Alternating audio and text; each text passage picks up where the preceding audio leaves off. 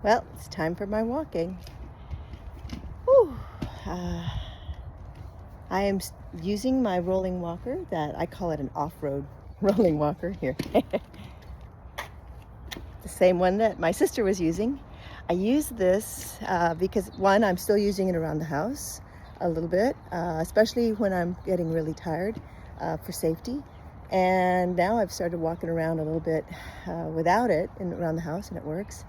But when I get tired, it's important to use support, just like we do in our therapeutic yoga. We use support to help the body and the nervous system feel comfortable, to feel supported and trust that what we're doing is a good idea. So as I'm walking for exercise with my walker, I'm using my rolling walker. So I'm going to put you down right here. My walking exercise is important. Yesterday I was able to do half a mile, so now I'm continuing half a mile. Again, I think so far so good. And just kind of taking it in. It's so important to mobilize our bodies, and walking is one of the things that I couldn't do because my left hip, without any cartilage, you don't have any of that stuff, it kind of hurts. Now, the pain, people ask me, what does the pain feel like? It's not the hip joint anymore. It's muscles that are sore. It kind of feels like when I've gone, oh my gosh, when we went to,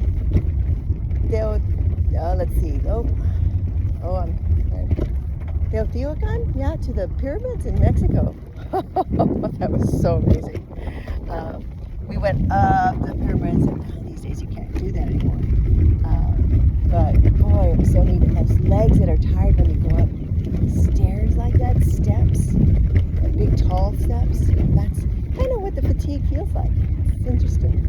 And but I'm a different bird. I kind of like that muscular fatigue. It tells me that I'm doing something.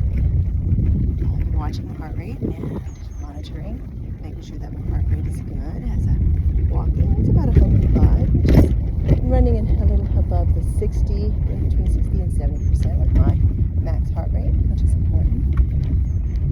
Keeps me in the zone. Anyway, this practice of walking is a form of cardiovascular conditioning, muscular strengthening, but it's also an awareness practice, I'm out here in nature, and I'm able to listen to my body as I'm moving, just paying attention. It's good stuff. This morning I started already with my morning meditation. I made it about 25 minutes this morning. Give or take, on a day I might go to 30 minutes, 20 minutes, and I just sit. I was focusing my attention on my breath and also welcoming my new hip. Her name is Nydia. My prosthesis, yeah, there's a big old piece of metal in there. And just welcoming her into my body.